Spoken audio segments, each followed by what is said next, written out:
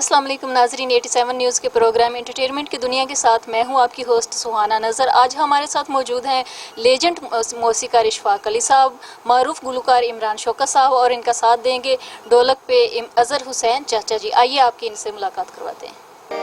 हुस्न कहता ओ मैं सब तो वड्डा ते मेरी दुनिया ज़ियारत कर दी। दौलत कहती मैं सब तो वड्डी ते मेरा खलकत पानी भर दी। अकल क्या मैं सब तो वड्डी ओ मैं विच कचहरी दे लड़दी।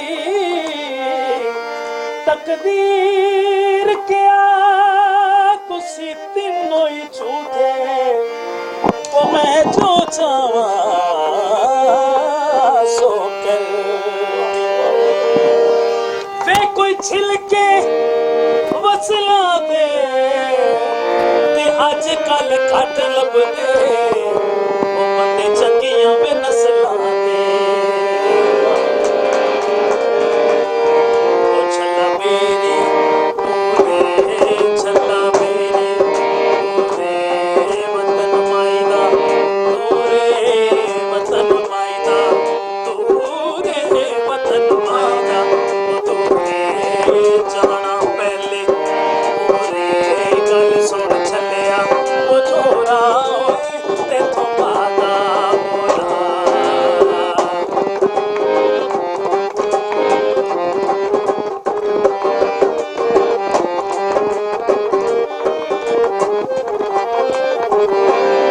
ओ छल्ला कालियां मरचा छल्ला कालियां मरचा छल्ला कालियां मरचा ओए मोरा पी के मरसा मोरा पी के मरसा सिर तेरे चढ़सा। गल सुन छलिया ओ पावे मोरा वेला ना आवे।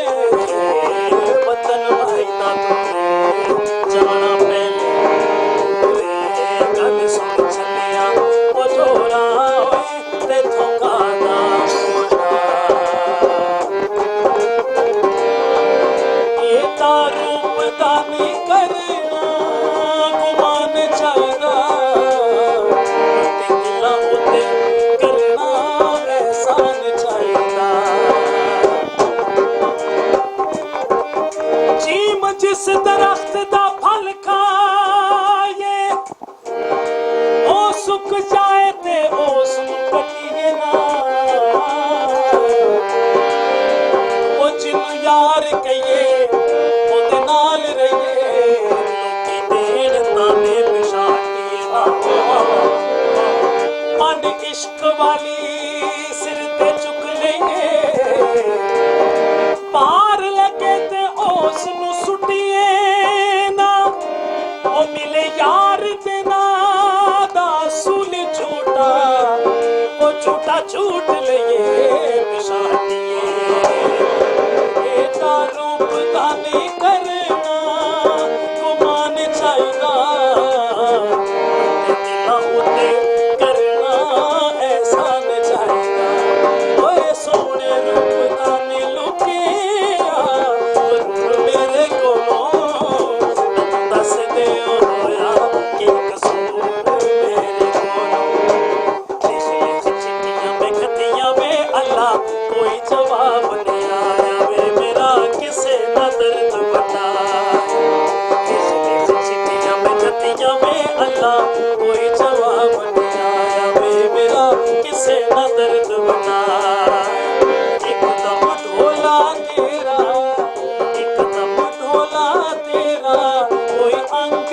साथ ना जाया वे मेरा किसे न दर्द बताया ओ माही गया वे निकलिस्तानी आ गया दुखा दे विच जित जाने सड़ जाए कोरा रंग वे सड़ जाए कोरा रंग वे ओ जिस पाकिस्तान छुड़ाया वे मेरा किसे न दर्द बताया चिट्ठियां में खतियां वे अल्लाह कोई जवाब नहीं आया वे मेरा किसे न दर्द बताया ओ क्यों भूल गए ओ कॉल ते करार करके दुखिए निमाने नाल प्यार करके ओए सुनो दुनिया दी कहानी सुरूर मेरे कोलों मैनू दस दे होया कि कसूर मेरे कोलों आए मैनू दस